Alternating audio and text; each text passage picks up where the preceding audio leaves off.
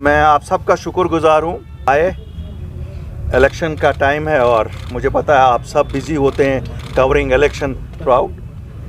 पहले मैं शुरू करूँगा अल्लाह के नाम से, बिस्मिल्लाहिर्रहमानिर्रहीम। इस पार्टी का ये पहला इलेक्शन है पार्लियामेंट का। हमने 2 जगह से कैंडिडेट्स फील्ड किए हैं। श्रीनगर की कॉन्स्टिट्यूंसी से मोहम्मद अशरफ मीर साहब, जैसे आप सब जानते हैं, और साउथ अनंतनाग राजौरी कॉन्स्टिट्यूंसी से ज़फ़र इकबाल मनहा साहब। नॉर्थ में कश्मीर में हमने कैंडिडेट फील्ड नहीं किया है और मुझे आज खुशी होती है कहते हुए कि we will be extending support to people's conference led by Sajad Gani Lone in the north.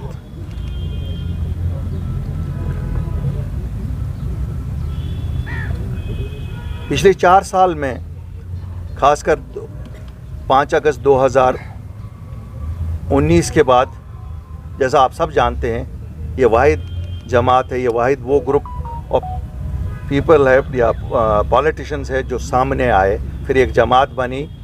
और ये जमात किन हालात में बनी आप सबको पता है। हमने 4 साल में पीछे की तरफ नहीं देखा। लोगों ने पहले तो बहुत कुछ सुनाया, लेकिन बाद में इतना मोहब्बत दिया कि आज अगर आप देख रहे हैं कि एक पॉलिटिकल फोर्स अगर इमर्ज हुआ, वो लोगों की मदद से इमर्ज हुआ। और शायद ये जितने साथी आप देख रहे हैं, ये जितने लोग आप यहाँ देख रहे हैं, ये 18 कॉन्स्टिट्यूंसियाँ नॉर्थ की हैं। सब 18 कॉन्स्टिट्यूंसियाँ नॉर्थ की हैं, जिनके ये कॉन्स्टिट्यूंसी हेड्स हैं वहाँ के। तो लोगों के प्यार और हमारी मेहनत, इन सब लोगों की मेहनत से आज शायद पॉलिटिकल पार्टियों को लगता है कि इनका सपोर्ट भी ज़रूरी है। मैं इसका श्रेय लोगों को देता हूं और इन अपने साथियों को देता हूं, जिनकी वजह से हमारी एक पहचान लोगों में बनी है। चाहे शहर श्रीनगर कॉन्स्टिट्यूंसी श्रीनगर हो, साउथ हो, या राजौरी हो, या पुंछ हो, या जम्मू हो। मैं लोगों से दरख्वास्त करना चाहता हूं, क्योंकि आप आज यहाँ हैं, एक बदलाव लाने की ज़रूरत है। एक जो सियासत यहाँ रिवायती सियासत रही है, जो इमोशंस की सियासत रही है, मैं मानता हूँ हम सभी शायद कहीं ना कहीं ज़िम्मेवार हैं। लेकिन अगर हम 70 साल को भूल भी जाएं, कहें कि 70 साल हम सब आवारा गर्दी में रहे, लेकिन ये 5 साल तो कोई नहीं भूल सकता है। 5 अगस्त 2019 के बाद कोई भी जम्मू कश्मीर का वासी नहीं भूल सकता है कि जो सियासी लीडरान थे उनका रोल क्या रहा। और मुझे आज अफसोस से कहना पड़ता है कि अगर ये जमात नहीं सामने आई होती तो शायद लोगों की आवाज़ 5 अगस्त के बाद जैसे 3 महीने कहीं सुनी नहीं गई, कोई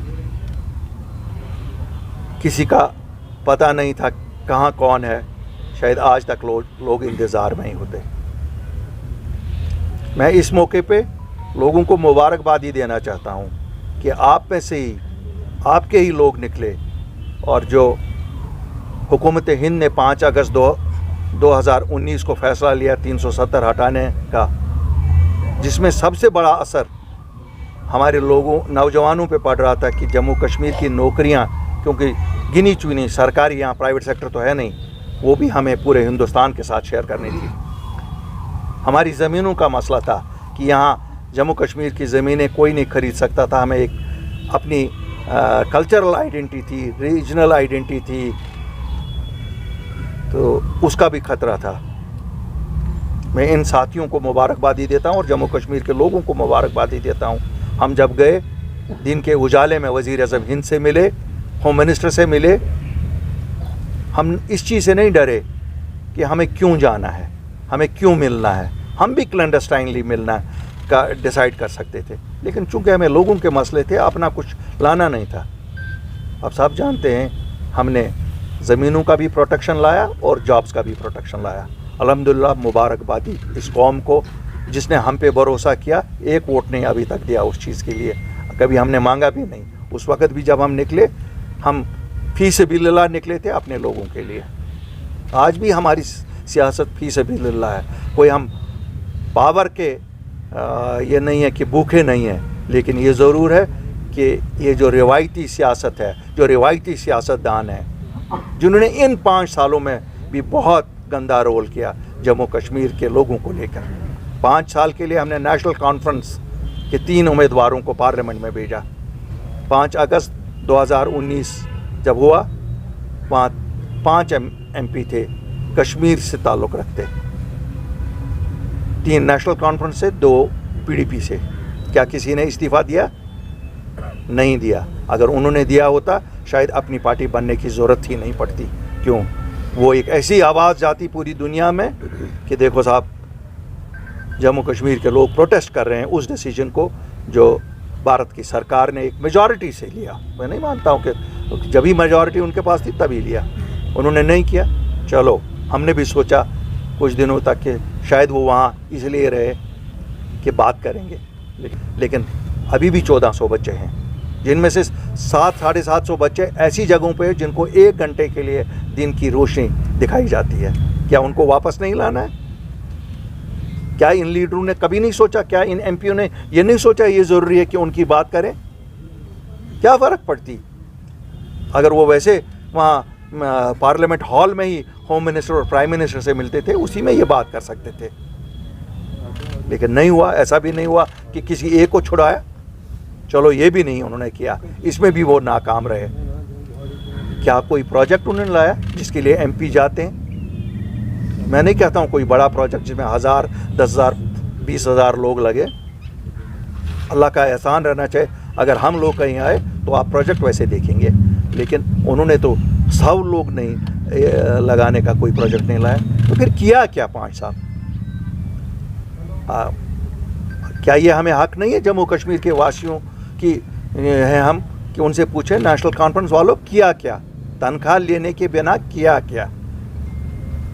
अगर कुछ नहीं किया तो फिर किस लिए वोट दे दें? मैं लोगों को कहता हूँ किस लिए वोट दे दें? जो हमारा काम करेगा उसको वोट चाहिए, उसको वोट मिलना चाहिए। जो नहीं करेगा उसको किस लिए वोट चाहिए? आज ये कहेंगे अब हम करेंगे, क्या करेंगे? 5 साल वही थे। फिर जैसे इंडिकेशंस आ रहे हैं, जैसे आप ही मीडिया वाले सब कह रहे हो रोज़ कि शायद भाजपा की सरकार वापस आ रही है। जब ये पहले उनसे कुछ नहीं करा सके तो आगे क्या कराएंगे? अब ये कहते हैं कि हम एक जमात का हिस्सा, एक अलायंस का हिस्सा है, जिस अलायंस का लीडर कहता है मेरा बैंक अकाउंट बंद है, मैं बैंक अकाउंट नहीं खोल सकता हूँ। भैया मेरे तो 1400 बच्चे रिहा होने, मेरे तो 37,000 वेरिफिकेशनें पेंडिंग है, मेरी तो 5,500 उन बच्चों की वेरिफिकेशन पेंडिंग है जिनको नौकरियां कंपटीशन से मिली है, मेरी तो स्टेटहुड अभी बाकी है, मेरा तो एस्पा उठना है, मेरे तो कितनी चीज़ें बाकी है। मैं तो अपने लिए नहीं निकला हूँ, और मुझे अगर लोगों के लिए काम पूरे करने हैं और इस अपनी पार्टी के कोर एजेंडा को फुलफिल करना है, तो कोर एजेंडा तो हमारा यही था ना, protection of jobs, protection of land rights and restoration of the statehood. तो मैं सपोर्ट चाहता हूँ अपने लोगों का इन मकासद को पूरा करने के लिए, और इन मकासद को अगर कोई और भी पूरा कर सकता है उसको हम सपोर्ट देंगे। तभी हमने डिसाइड किया कि हम सजाद साहब को सपोर्ट करेंगे।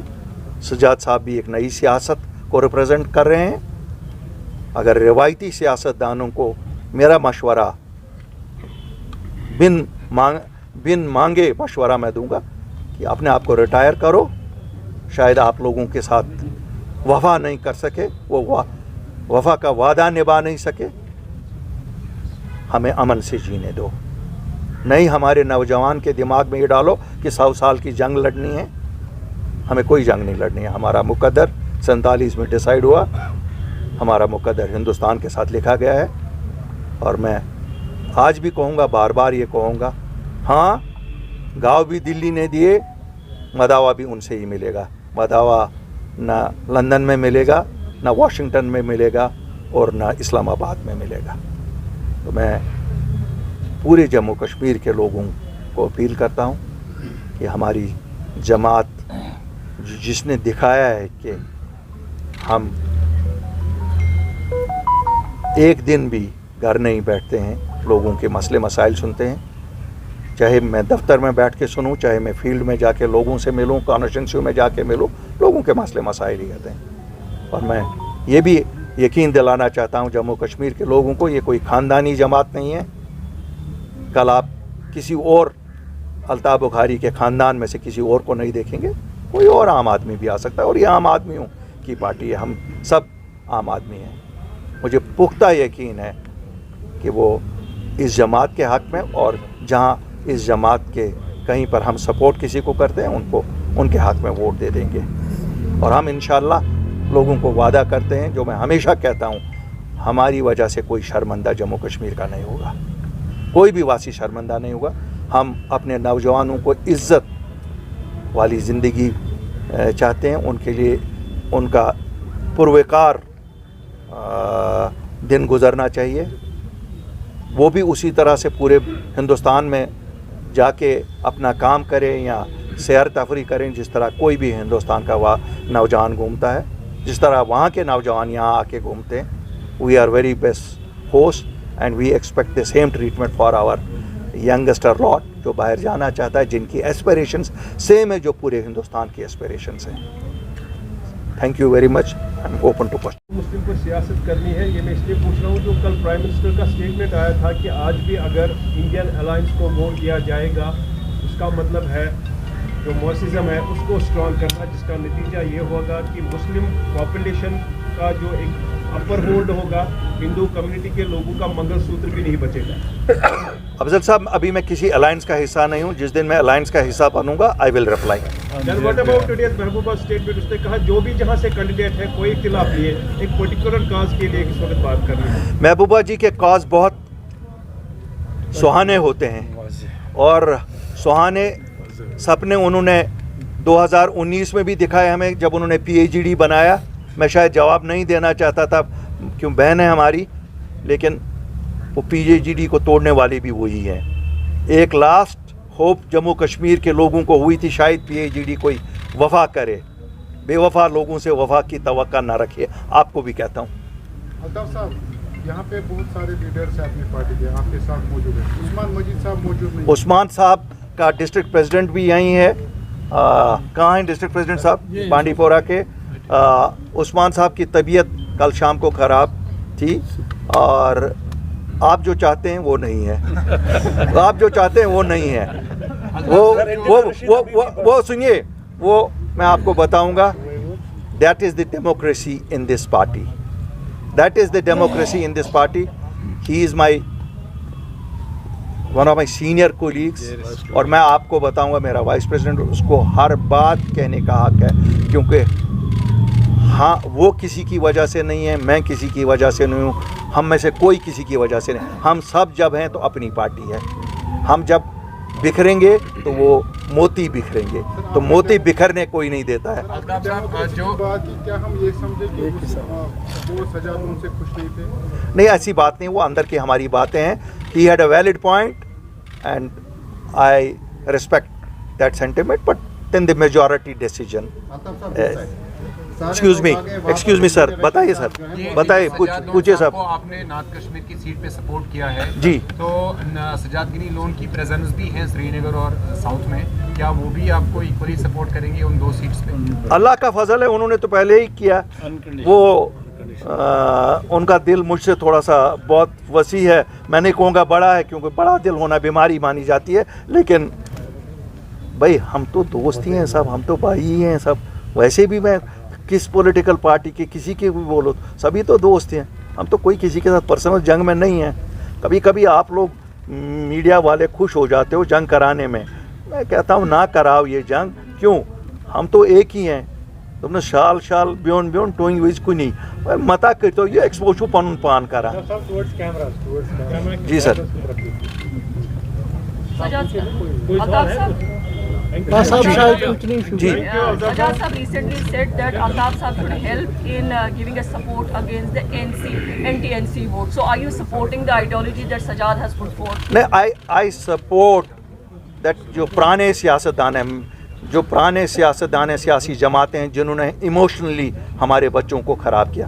अभी होम मिनिस्टर साहब ने जो बताया, देखिए हम सब कहते थे नामालूम बंदूक बरदार, कितने लोग हमारे दोस्त यार रिश्तेदार आपके लोग आपके मीडिया फेडरेशन नामालूम बंदूक बरदार।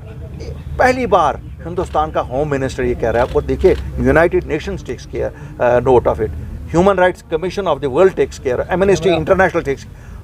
जब होम मिनिस्टर हिंदुस्तान का कहे कि नेशनल कॉन्फ्रेंस कांग्रेस और पीडीपी ने फेक एनकाउंटर्स किए, तो नामालूम बंदूक बरदार की पहले बार निशानदेही हुई है। अगर क्या आज तक हम में से किसी को नामालूम बंदूक बरदार की निशानदेही हुई थी? अब वो खुदा जाने और होम मिनिस्टर जाने, क्यों होम मिनिस्टर तो ये नहीं ना बोलेगा जो एमनेस्टी में कल रिकॉर्ड होगा, जो यूनाइटेड नेशंस में कल होगा। दुनिया जिनके बच्चे मरे, जिनका कोई मरा, वो तो कहेगा, केस लेके जाएगा कोर्ट में, जाएगा ना कि मेरा साहब इस तरह बच्चा मारा है, एनसी वालों ने, पीडीपी वालों ने, कांग्रेस वालों ने। तो ये तो ऐसी मजाक वाली बात तो नहीं ना कि कमरे में बोली गई। इसलिए तरुण चुग दिन दहाड़े हमेशा ये तो आप लोगों की एफिशिएंसी थोड़ी सी कम है। नहीं थोड़ी सी कम है, नहीं सुनिए खाने की वो रोज़ा था, उन्होंने खाना खाया, मेरी तबीयत ठीक नहीं थी। वैसे आप लोगों की इंफॉर्मेशन बड़ी वीक चलती है। आप तो वैसे मेरी नेबर है, कितनी बार वो मिले होंगे, मेरे पास आते रहते हैं, सब मिलते रहते हैं, इसमें क्या है। सजाद साहब शायद मैंने ही बुलाया होगा उनको, शायद मैंने ही बुलाया होगा, हाँ होगा उनको। और आप में से प्रेस वालों में से भी किसी ने आपको बुलाया होगा, आप बिन बुलाए थोड़े आए होंगे।